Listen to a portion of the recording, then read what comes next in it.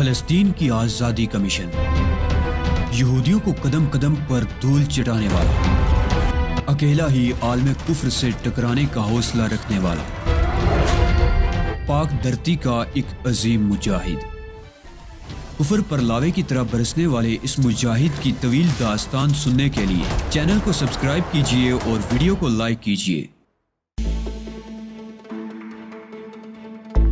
یہ جاننا ضروری ہے کہ وہ سازش کیا ہے۔ ان دونوں کو ختم کرنے سے زیادہ ضروری یہ ہے کہ سازش کی بے خونی کر دی جائے۔ کہیں ایسا نہ ہو کہ ان کے بعد کسی اور کے ذریعے سازش پایا تکمیل کو پہنچ جائے۔ پیٹر چند لمحے کچھ سوچتا رہا، پھر بولا، میری تسلی کے لیے ضروری ہے کہ تم مجھے پوری بات بتاؤ۔ ممکن ہے میں کوئی ایسا حل پیش کر سکوں جو تمہارے لیے قابل قبول ہو۔ میں نے مختصراً اسے اس فیکٹری کے بارے میں بتایا جو شام میں قائم کی گئی تھی۔ جب میں ایک سفیر کو ہی قائل نہیں کر سکا تو شام کے حکام کو کس طرح مطمئن کر سکوں گا؟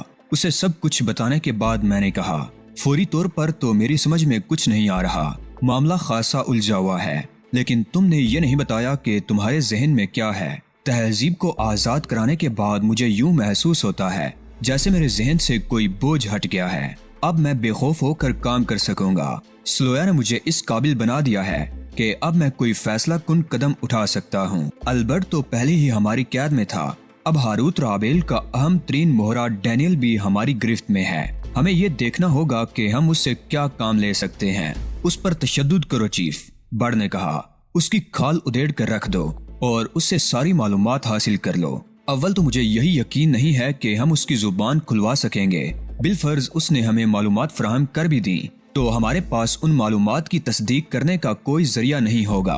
البرٹ اور ڈینیل پر علیحدہ علیحدہ تشدد کر کے معلومات حاصل کرو۔ پیٹر بولا، اگر ان کی فراہم کردہ معلومات میں تضاد نہ ہو تو ٹھیک ہے، ورنہ ہمیں معلوم ہو جائے گا کہ دونوں میں سے ایک نے غلط بیانی کی ہے۔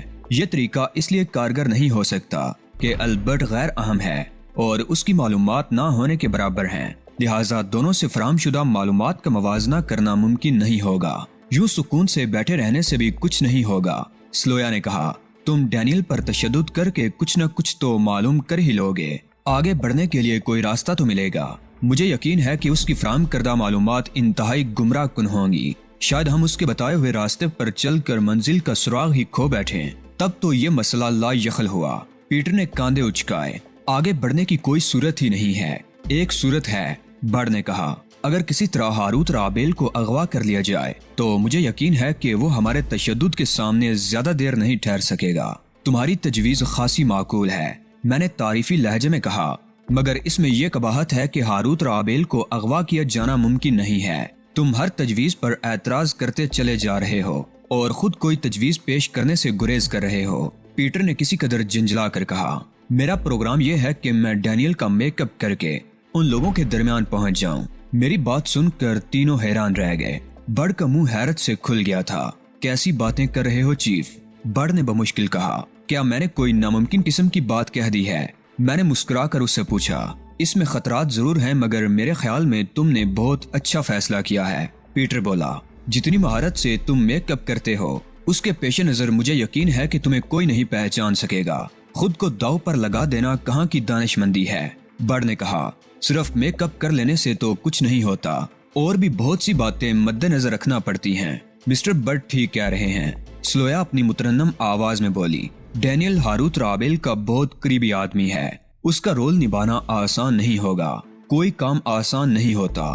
مجھے معلوم ہے کہ میں نے کتنا خطرناک فیصلہ کیا ہے، لیکن یہ فیصلہ میں نے بہت سوچ سمجھ کر کیا ہے۔ پہلے مرحلے میں ہم البرٹ پر تشدد کریں گے اور اس سے لکی ہاورڈ کے بارے میں پوچھ گچھ کریں گے۔ ظاہر ہے لکی کے بارے میں اسے کچھ نہیں معلوم، اور ایک اسے کیا اولیو ہاورڈ یا ہاروت رابیل کے آدمیوں میں سے کوئی بھی اس کے بارے میں کچھ نہیں جانتا۔ اس راز سے صرف ہم ہی آگاہ ہیں کہ وہ اپنے آخری انجام کو پہنچ چکی ہے۔ یہ تشدد صرف نمائشی ہوگا تاکہ جب البرٹ آزاد ہو کے اولیو ہاورڈ تک پہنچے تو اسے ایک تو یہ یقین ہو جائے کہ لکی نہ صرف زندہ ہے بلکہ اس کے ہاتھ میرا کوئی اہم راز بھی لگ گیا ہے۔ دوسرے اسے یہ غلط فہمی ہو جائے گی کہ میں مکمل تاریکی میں ہوں اور اس کی سازش کی مجھے ہوا تک نہیں لگ سکی ہے۔ اس اثناء میں ہم ڈینیل سے معلومات حاصل کرنے کی کوشش کریں گے اور میں اس کے چہرے کا مکمل ماسک تیار کروں گا۔ ڈینیل سے معلومات حاصل کرنے کے امکان کو تو تم نے خود ہی رد کر دیا تھا، بڑ نے کہا، اور اب خود ہی اس سے معلومات حاصل کرنے کو کہہ رہے ہو۔ میں اب بھی اپنی بات پر قائم ہوں۔ تشدد کے ذریعے اس سے حاصل کردہ معلومات پر تکیہ نہیں کیا جا سکتا۔ میرے ذہن میں اس سے معلومات حاصل کرنے کا دوسرا طریقہ ہے۔ تمہیں یاد ہوگا پیٹر کہ میں نے اس سلسلے میں تمہارے ہپناٹزم کے ماہر لیونارڈ سے بات کی تھی۔ اس نے کہا تھا کہ وہ ہماری مرضی کے مطابق کام کر دے گا۔ ہاں مجھے یاد ہے، مگر اس نے اس کام کے عوض بہت بھاری معاوضہ طلب کیا تھا۔ معاوضے کو جہنم میں جھونکو، مجھے تو صرف کام سے غرض ہے، تم اسے فون کرو۔ اس وقت؟ پیٹر نے حیرت سے کہا۔ ہاں اس وقت، میں نے زور دے کر کہا۔ مجھے اس معاملے میں ایک لمحے کی تاخیر بھی گوارا نہیں ہے۔ زیادہ جلد بازی کرنے سے کھیل بگڑ بھی سکتا ہے۔ سلویا نے دبی زبان سے کہا۔ وہ کیسے؟ میں اس کی طرف پلٹ پڑا۔ دیکھو غلط مت سمجھو، وہ جھجکتے ہوئے بولی۔ تم مستقل ہنگاموں میں الجھے ہوئے ہو۔ کل رات بھی تم 2 گھنٹے ہی سو سکے تھے۔ کیا تمہاری کارکردگی متاثر نہیں ہوگی؟ تم خود بتاؤ ان معاملات کو میں التوا میں کس طرح ڈال سکتا ہوں؟ رہا کارکردگی کا سوال تو ابھی مجھے کچھ نہیں ہو رہا۔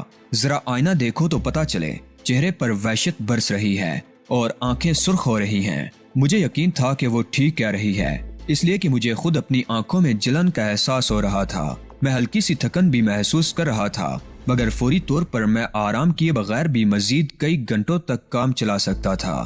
ممکن ہے میرے چہرے پر وحشت برس رہی ہو اور آنکھیں سرخ ہو رہی ہوں، لیکن خود میں کسی قسم کی تھکن محسوس نہیں کر رہا۔ اپنے کام کی تکمیل میرے لیے بہت زیادہ اہم ہے اور اس کی سب سے زیادہ فکر بھی مجھے ہی ہے۔ یہ بات خوب اچھی طرح سے سمجھ لو کہ میں کوئی ایسا قدم نہیں اٹھاؤں گا جس سے میرے مشن کو کسی قسم کا خطرہ لاحق ہو۔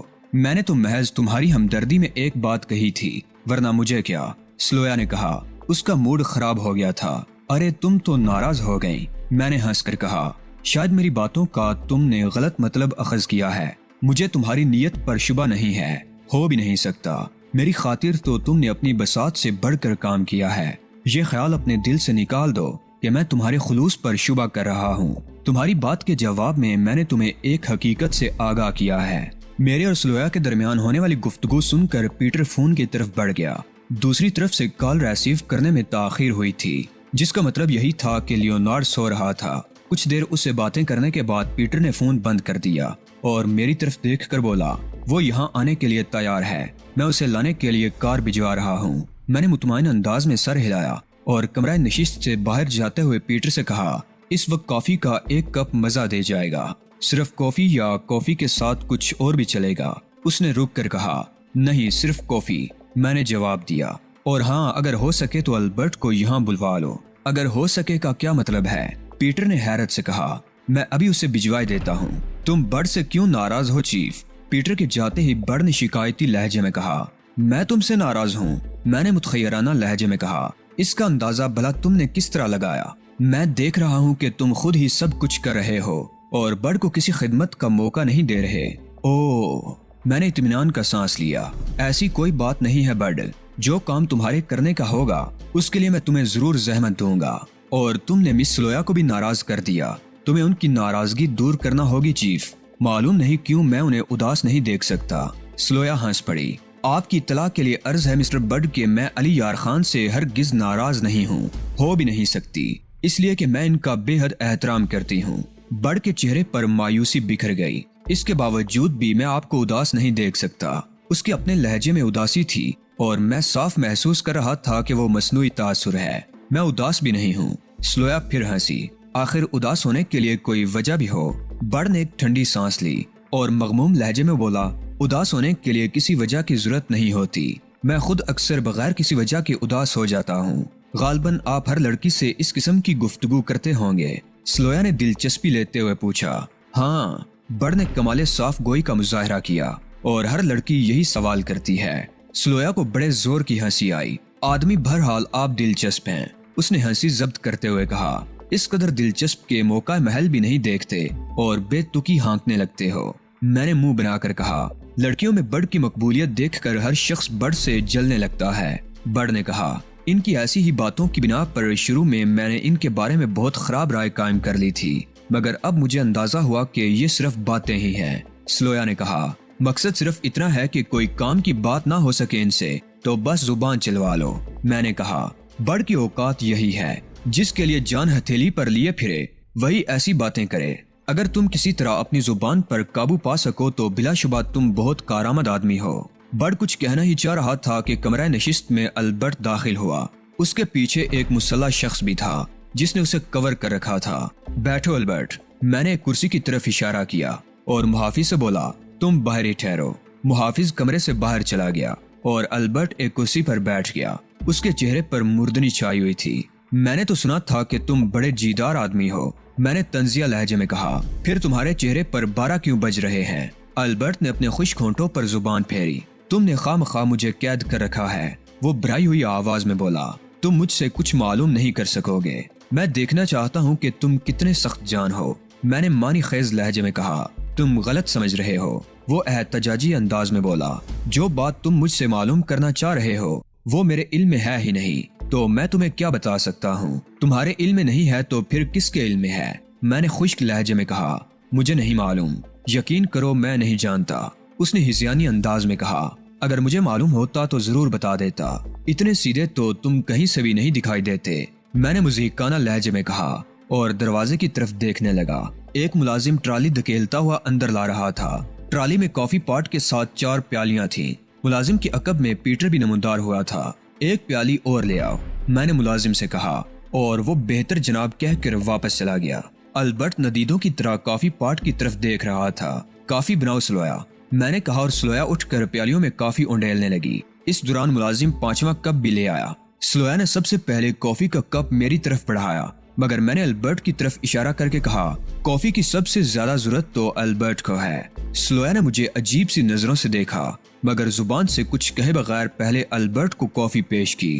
میں نے سوچنے کے لیے تمہیں جو مہلت دی تھی اسے ختم ہوئے 20 گھنٹے سے بھی زیادہ وقت گزر چکا ہے، میں نے البرٹ سے کہا، اور اب میں تمہیں آخری موقع دے رہا ہوں۔ کافی پینے کے دوران تمہیں یہ فیصلہ کر لینا ہے کہ تم یوں ہی معلومات فراہم کر دو گے یا اپنی کھال اترواؤ گے۔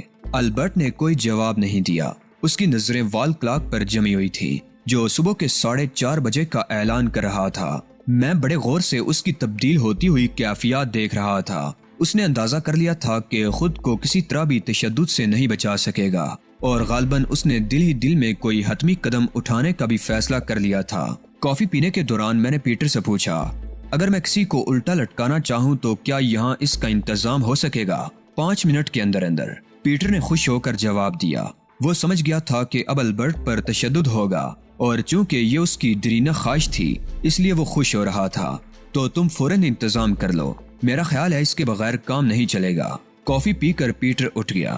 کمرے میں اب میرے اور البرٹ کے علاوہ سلویا اور بڈ رہ گئے تھے۔ محافظ کمرے سے باہر تھا۔ میں نے اندازہ کر لیا تھا کہ البرٹ نے جان پر کھیلنے کا تہیہ کر لیا ہے اور میں نے جان بوجھ کر اسے موقع فراہم کیا تھا۔ آزادی حاصل کرنے کے لیے اسے صرف مجھ پر قابو پانا تھا۔ اسے یہ بات اچھی طرح معلوم تھی کہ اگر اس نے کسی طرح مجھ پر قابو پا لیا تو پھر اس کی راہ میں کوئی رکاوٹ باقی نہیں رہے گی۔ البرٹ کافی کی خالی پیالی ٹرالی میں رکھنے کے لیے اٹھا۔ میں اس پر یہ ظاہر کر رہا تھا جیسے میری توجہ اس کی طرف نہیں ہے اور میں کسی گہری سوچ میں ڈوبا ہوا ہوں، جبکہ در حقیقت ایسا نہیں تھا۔ میں پوری طرح ہوشیار تھا۔ پیالی ٹرالی میں رکھنے کے بعد اپنی نشست کی طرف پلٹنے کے بجائے البرٹ مجھ پر جھپٹ پڑا۔ اپنی دانست میں اس نے ایک بے خبر آدمی پر حملہ کیا تھا اور اسے قطعی توقع نہیں تھی پہلے مرحلے میں اسے کسی قسم کی مزاحمت کا سامنا کرنا پڑے گا، اس لیے اس نے اپنی ساری توانائی حملہ کرنے میں صرف کر دی تھی اور اپنی حفاظت کی طرف سے غافل ہو گیا تھا، ورنہ اس کے حملہ کرنے کے انداز سے صاف ظاہر ہو رہا تھا کہ وہ کراٹے کا ماہر ہے، اور کراٹے کا ماہر جب کسی پر حملہ کرتا ہے تو مقابل کو نقصان پہنچانے سے زیادہ اپنے تحفظ کی فکر کرتا ہے۔ وہ تیر کی طرح میری طرف آیا تھا مگر میں نے انتہائی پھرتی کا مظاہرہ کرتے ہوئے خود کو اس کے حملے سے نہ صرف بچایا بلکہ موقع غنیمت جانتے ہوئے اس کے ناک پر ایک بھرپور قوت والا گونسا رسید کر دیا۔ اس کی ناک پر یقیناً قیامت گزر گئی ہوگی۔ وہ سر جھٹکتا ہوا پیچھے ہٹا۔ اس کی نکسیر پھوٹ گئی تھی اور ناک سے بری طرح خون بہہ رہا تھا۔ وہ الٹے ہاتھ سے خون پونچھ رہا تھا اور آنکھیں پھاڑ پھاڑ کر دیکھ رہا تھا۔ شاید وقتی طور پر اس کی بینائی بھی متاثر ہوئی تھی۔ اس پر مزید کوئی حملہ کرنے کے بجائے میں اپنی جگہ جمع کھڑا رہا۔ بڈ اور سلویا بھی اچھل کر کھڑے ہو گئے تھے۔ سلویا تو ایک صوفے کے پیچھے دبک گئی تھی مگر بڈ نے اپنی جیب سے ریوالور نکال لیا تھا۔ اگر اپنی جگہ سے ذرا بھی حرکت کی تو گولی مار دوں گا۔ وہ گرجا، ریوالور جیب میں رکھ لو بڈ، میں نے پرسکون انداز میں کہا۔ جدوجہد کرنا ہر شخص کا بنیادی حق ہے اور میں البرٹ کو اس بنیادی حق سے ہرگز محروم نہیں کروں گا۔ برڈ کی گرجدار آواز شاید کمرے سے باہر چلی گئی تھی۔ تبھی تو مسلح محافظ نے کمرے کا دروازہ کھول کر اندر جھانکا تھا اور پھر کمرے کا منظر دیکھ کر اس کی آنکھیں حیرت کی شدت سے پھیل گئی تھی۔ وہ اپنی گن سیدھی کر کے تیزی سے کمرے میں داخل ہو گیا۔ آپ نے مجھے باہر رکنے کو نہ کہا ہوتا تو یہ نوبت نہ آتی، اس نے کہا۔ اس کے لہجے سے معذرت بہرحال ٹپک رہی تھی۔ تم سے جو کہا گیا ہے وہی کرو، میں نے ہاتھ ہلا کر کہا۔ تم باہر ہی ٹھہرو اور جب تک تمہیں بلایا نہ جائے اندر آنے کی ضرورت نہیں ہے۔ محافظ نے حیرت سے مجھے دیکھا۔ اسے اپنے کانوں پر یقین نہیں آ رہا تھا۔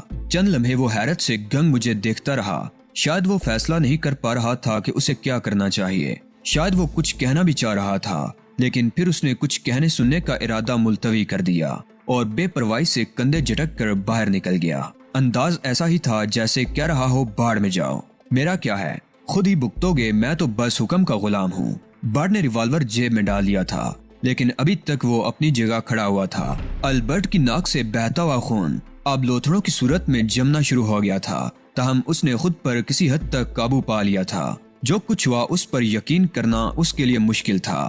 مجھ پر حملہ کرنے کی اب اس میں ہمت نہیں رہی تھی، مگر اسے اپنے لیے دو صورتوں میں سے ایک کو منتخب کرنا تھا۔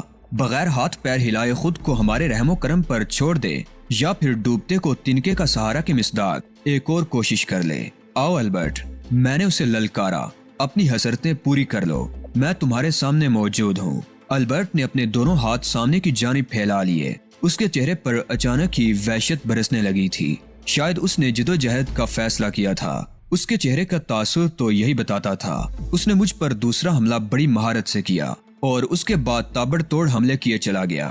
اس کے حملوں میں بڑی برق رفتاری تھی۔ مجھ پر اس نے گویا ککوں کی بارش کر دی تھی۔ میں بڑے تحمل سے اس کی ہر وار کو روک رہا تھا، اس کی کک کو بلاک کر رہا تھا۔ پھر میری توقع کے خلاف وہ اچانک ہی فضا میں اچھلا۔ اس نے مجھے فلائنگ کک مارنے کی کوشش کی تھی۔ میں نے اضطراری طور پر اپنا چہرہ پیچھے ہٹا لیا، ورنہ میرے چہرے کا برتا بن گیا ہوتا۔ البرٹ میرے عقب میں زمین پر گرا اور گرتے ہی یوں اچھل کر کھڑا ہو گیا جیسے اس کے جسم پر اسپرنگ لگے ہوئے ہوں۔ اس کی پھرتی میرے لیے حیران کن تھی، اس لیے کہ اس کے جسم سے اچھا خاصا خون بہہ چکا تھا اور جس کے نتیجے میں اس پر کچھ نہ نکاہت تو ضرور طاری ہو جانی چاہیے تھی۔ وہ ایک بار پھر میرے مقابل تھا۔ اس نے میری آنکھوں میں آنکھیں ڈال رکھی تھی اور دونوں ہاتھ سامنے پھیلائے مجھ پر حملہ کرنے کے لیے کسی بہتر زاویے کی تلاش میں تھا۔ ہم دونوں ایک دائرے کی صورت میں دھیرے دھیرے گردش کر رہے تھے۔ پھر اس کے حلق سے ایک خوفناک داڑ برآمد ہوئی اور اس نے اپنے سارے جسم کا بوجھ اپنی دائیں ٹانگ پر ڈال دیا۔ یہ اس بات کی علامت تھی کہ وہ اپنی بائیں کک سے مجھ پر حملہ کرے گا۔ میں بارہا ان مراحل سے گزر چکا تھا، اس لیے نہ تو اس کی داڑھ سے خوف زدہ ہوا اور نہ ہی اس کے انداز سے دھوکہ کھایا۔ اس نے مجھے جھپکی دی تھی۔ در حقیقت اس نے بائیں کے بجائے اپنی دائیں کک مجھ پر آزمائی، لیکن اسے بہت دیر ہو چکی تھی۔ میں اس سے قبل ہی اس کے بائیں پہلو پر حملہ کر چکا تھا۔ اس کے لیے میری یہ حرکت اتنی غیر متوقع تھی کہ وہ میری کک بلاک بھی نہیں کر سکا اور بوکھلا گیا۔ اس کی بوکھلاہٹ سے میں نے بھرپور فائدہ اٹھایا اور اس پر مزید کوئی کک آزمانے کے بجائے پوری قوت سے اس کی ناک پر ٹکر رسید کر دی۔ اس نے آخری لمحوں میں پیچھے ہٹ کر خود کو بچانے کی کوشش تو کی تھی، مگر وہ خود کو پوری طرح نہیں بچا سکا۔ تاہم پہلے سے پھوٹی ہوئی نکسیر کے لیے یہ اچھڑتی ہوئی سی ٹکر بھی کسی قیامت سے کم نہیں تھی۔ اس کی ناک سے دوبارہ خون جاری ہو گیا اور اس کے دونوں ہاتھ بے اختیار اپنی ناک پر پہنچ گئے۔ میں نے ایک لمحہ بھی ضائع کیے بغیر اس کے کان کے نیچے گردن پر ایک بھرپور قوت والا مکہ مارا، جو اس کے لیے تابوت کی آخری کیل ثابت ہوا۔ وہ چکرا کر زمین پر گر پڑا اور پیچھے ہٹ گیا۔ وہ فوری طور پر بے ہوش ہو گیا تھا۔